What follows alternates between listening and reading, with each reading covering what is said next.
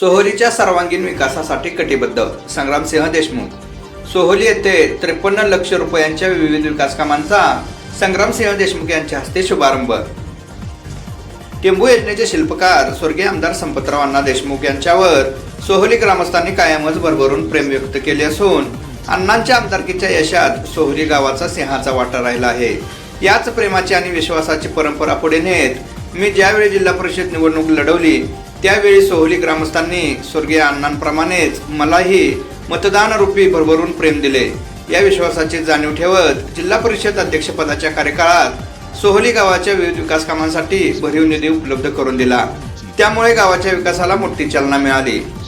यात विकासाची वाटचाल पुढे नेत सोहोली गावच्या विकासासाठी नेहमी कटिबद्ध असून गावातील अंतर्गत रस्ते, गटारे व सांडपाण्याची योग्य विल्हेवाट लावण्याबरोबरच प्रत्येक वस्तीचा चेहरामोहरा बदलण्यासाठी सातत्याने प्रयत्न सुरू राहणार असल्याची ग्वाही सांगली जिल्हा परिषदेचे माजी अध्यक्ष माननीय संग्रामसिंह संपतराव देशमुख यांनी दिली। ते सोहोली तालुका कडेगाव येथे त्यांच्या विशेष प्रयत्नातून मंजूर झालेल्या 53 लाख रुपयांच्या विविध विकास कामांचे उद्घाटनाप्रसंगी बोलत होते।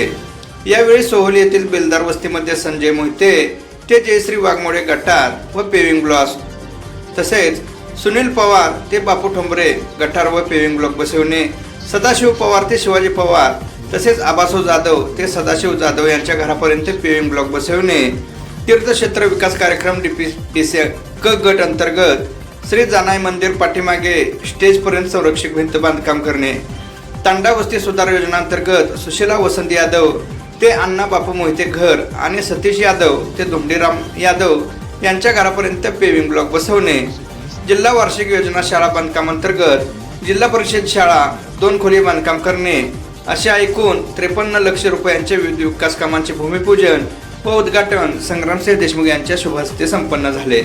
यावेळी सोहोली गावातील भारतीय जनता पक्षाचे पदाधिकारी, कार्यकर्ते तसेच सहकारी ग्रामस्थ मोठ्या संख्येने उपस्थित होते।